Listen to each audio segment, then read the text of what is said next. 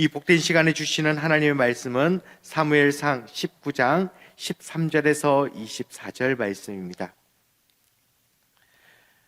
사무엘상 19장 13절에서 24절입니다.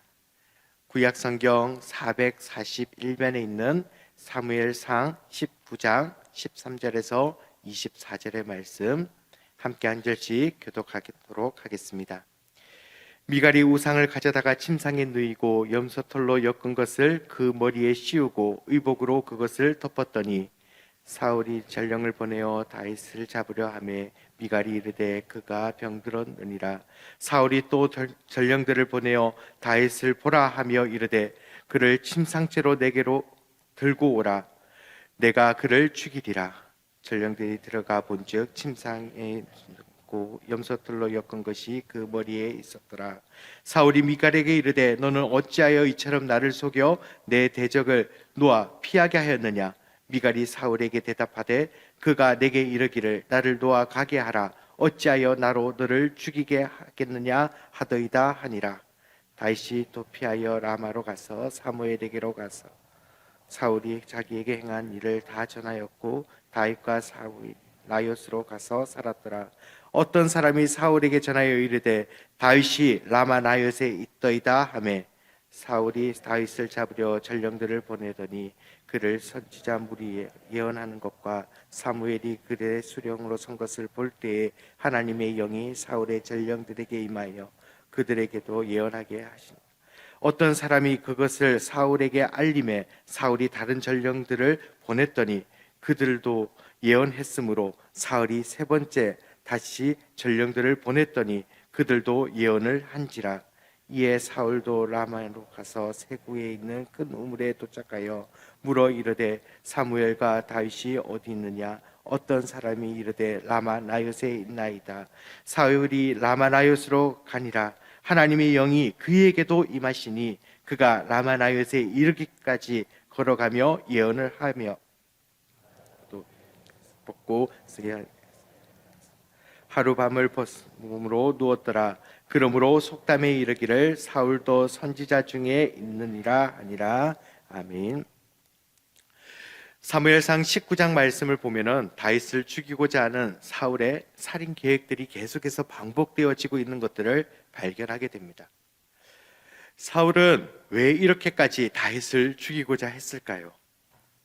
사울이 범죄하고 난 이후에 하나님이 그를 떠나시고 난 사울, 그는 자신이 가지고 있는 것들을 스스로 지키고 붙들기 위해서 이제는 자신의 통제력을 잃어버린 야수와 같이 행동하고 있는 것을 보게 됩니다.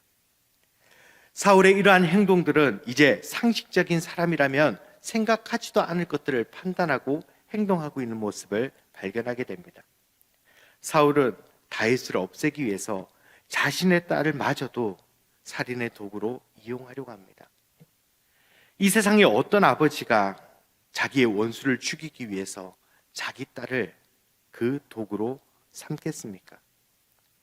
다윗은 자신의 딸과 결혼하기 위해서 블레셋 사람의 표피 100개를 배워오면은 자신의 딸과 결혼을 할 수 있다라고 다윗에게 이야기합니다.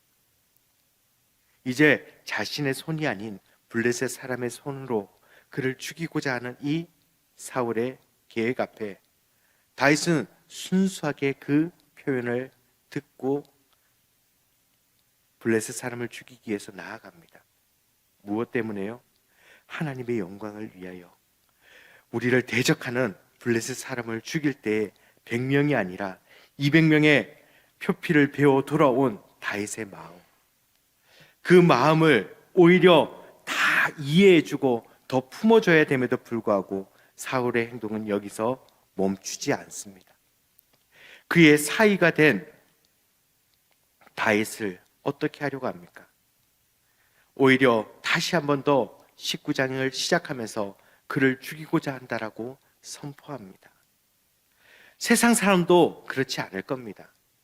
예전에 제국시대에도 왕권을 지키기 위해서 조건정책이라는 것을 펼치며 왕위를 지키고자 했습니다. 타국의 왕과 그 자녀들과 함께 결혼하면서 내 나라를 지키려고 했던 이러한 조건 정책의 모습을 살펴보았을 때 나의 가족, 나의 사위가 된 다윗을 바라볼 때 평안함과 안정함을 누려야 되는 것이 당연한 것처럼 보여지지만 왜 끊임없이 사울은 다윗을 죽이려고 할까요? 그의 아들 요나단의 중재로 그를 죽이는 일을 잠시 멈추는 것처럼 보여집니다. 하지만 수금을 타고 있는 다윗을 향하여 창을 던지는 사울의 모습, 다윗 역시 더 이상 이곳에 있을 수 없다라는 판단하에 미갈의 도움으로 그 성을 도망하게 됩니다. 사울은 끊임없이 계속해서 이 다윗을 죽이기 위하여 그의 딸의 집, 다윗의 집으로 사람들을 보냅니다. 그때 미갈은 오히려 다윗이 건강이 좋지 않아 왕에게 나아갈 수 없음을 요구하고 돌려보내는 상황들을 우리는 발견합니다. 하지만 사울은 사람들을 다시 보내며 그를 침상채로 가져오라, 그럼 내가 그를 죽이겠다라고 말하는 끔찍한 이야기들을 또 선포합니다. 이때 미갈의 집에서 발견된 것이 무엇입니까? 오늘 사무엘의 기자는 이 본문의 내용을 통해서 우리에게 보여주고자 하는 것이 있습니다. 다윗인 것처럼 꾸며진 그 침상에 누워진 것, 그것은 다른 것이 아니라 드라빔이었습니다. 드라빔은 이스라엘의 오래된 우상 중에 하나입니다. 사무엘상 15장 23절에 사울에게 말하고 있는 사무엘의 표현은 이러합니다. 이는 거역하는 것을 점치는 죄와 같고 완고한 것을 사신 우상에게 절하는 죄와 같음이라. 왕이 여호와의 말씀을 버렸으므로 여호와께서도 왕을 버려 왕이 되지 못하게 하셨나이다 하니. 오늘 사울의 이 말씀에 나와 있는, 사울에게 말하고 있는 사무엘이 이야기하고 있는 사신 우상이라는 것이 바로 르비딤입니다. 왜? 하나님이 통치하시는 나라, 그것도 하나님의 세우신 왕의 가문에 르비딤과 같은 우상이 있을까요? 이것은 다른 것이 아니라 사울의 가정이 하나님의 뜻과 반대되는 곳에 계속해서 세워져 가고 있으며 분별력을 잃은 사울뿐만 아니라 그 가정도 무너져 가고 있다는 것을 오늘 사무엘의 기자는 우리에게 이러한 추악한 사무엘의 가문의 민낯을 우리에게 보게 합니다. 이러한 광기 어린 사울 앞에 계속해서 첩보가 들어옵니다. 다윗이 라마나이ot에 있다라는 소식. 그래서 사울은 또 어떻게 행동합니까? 그를 죽이기 위해서 또 사람들을 보냅니다.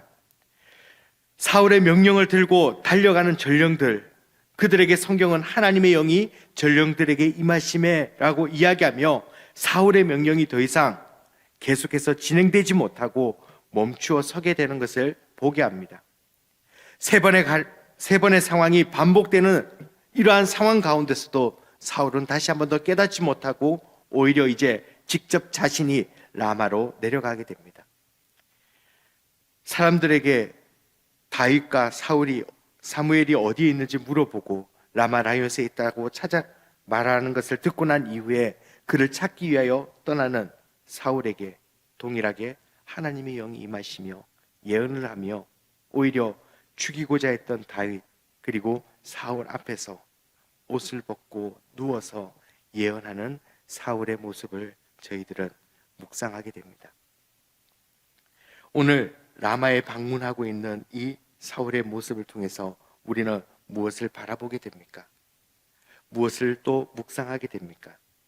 사실 라마에 나아가며 사무엘을 맞이하게 된 사울은 이번 19장 말씀에서 처음 등장하는 장면이 아니라는 것을 저희들은 너무나 잘 알고 있습니다.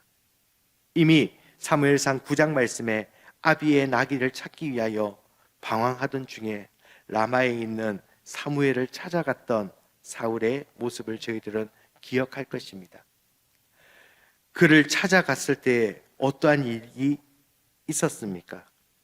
머리에 기름을 붓고 난 이후 하나님의 영이 사울에게 임하시고 그의 삶이 새롭게 되었다라는 장면을 저희들은 분명히 기억하고 있습니다. 그런데 동일한 장소와 동일한 하나님의 영이 임하시는 사울의 모습이 어떻게 변하였습니까? 모든 옷을 벗고 누워있는 이 모습, 자신의 목적과 전혀 다른 결과의 모습을 보이고 있는 이 사울의 모습을 돌아볼 때 우리는 왕으로 세우신 하나님께서 그의 모든 것을 벗기시는 모습을 발견하게 됩니다. 즉, 이스라엘의 왕으로서의 모든 역할들을 19장에서 마무리하게 하고 있는 하나님의 일하심의 모습을 저희들은 묵상할 수 있습니다. 사랑하는 우리 새로운 가족 여러분, 하나님이 떠나 죄의 사역에 매여서 자신의 가족도 충신도 알아보지 못하고 마치 동물과 같이 자신의 것을 찾기 위하여 애쓰는 사울의 모습을 저희들은 오늘 본문의 모습, 말씀을 통해서 묵상하게 됩니다. 그런데 오늘 이 말씀을 묵상하면서 사울의 모습 가운데 우리들의 모습이 혹시 보여지고 있지는 않습니까? 하나님께서 우리를 불러주시고 은혜 가운데 우리를 세우셨음에도 불구하고 우리들은 하나님의 은혜가 아니라 내가 내 삶의 모습들을 이끌어가기 위하여 내 사역을 위하여 혹시 온 힘을 다하여 살아가고 있는 모습을 경험하고 있지는 않습니까? 하나님을 떠나 자신의 삶을 지키기 위해서 달려갔던 사울과 같이 내 삶과 나의 어떠한 것들을 지키기 위하여 혹시 우리들은 우리의 삶을 하루하루 살아가고 있지는 않습니까? 오늘 사울의 이 모습과 같이 우리들의 삶 속에서도 끊임없이 우리가 하나님과의 관계가 아니라 나의 것들을 위하여 달려가고 있는 수많은 모습들을 경험하게 되고 내 삶을 돌아보게 됩니다. 분명히 사울에게도 계속해서 돌아설 수 있는 기회가 있었습니다. 그의 아들 요나단의 중재를 통해서 그의 딸을 미가를 통해서도 수많은 기회들이 있었습니다. 하지만 그는 그의 삶의 목적이 자신의 삶의 자리를 채우기 위하여 끊임없이 달려간 것과 같이 오늘 우리들의 삶도 통제력을 잃은 삶의 모습으로 달려가지 않기를 소망합니다. 왜냐하면 우리를 부르신 하나님의 계획하심이 거기에 있지 않습니다. 우리는 우리의 영광을 위하여 살아가야 되는 존재가 아니라 하나님의 영광을 위하여 살아갈 존재로 우리를 부르셨다는 것을 저희는 기억하며 나아가길 원합니다. 우리의 머리 대신 예수 그리스도의 영광을 위하여 오늘 우리는 다시 한 번 더 우리들의 삶의 초점을 맞추며 나아가기를 소망합니다.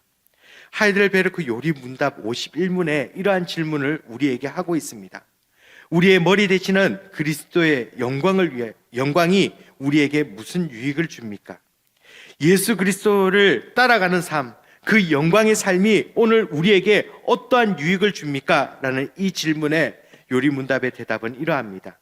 첫째, 그분은 자신의 성령을 통하여 자신의 지체인 우리 속에 하늘의 은사들을 부어주십니다.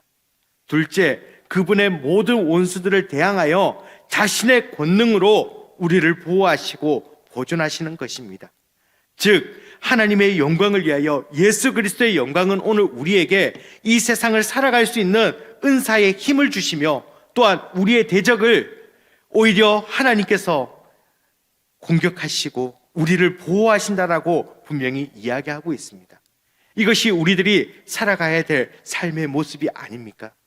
내가 내 삶을 지키려 하는 삶의 모습이 아니라 주님께서 나에게 은사 주시고 나의 삶을 지키시는 것, 오늘 우리는 이 하나님의 일하심을 다시 한 번 더 바라보며 우리의 시선이 내 삶에 내 가치에 매여 있는 것이 아니라 주님의 영광에 다시 한 번 더 우리들의 삶의 방향을 조준하며 나아갈 수 있는 은혜가 있기를 소망합니다.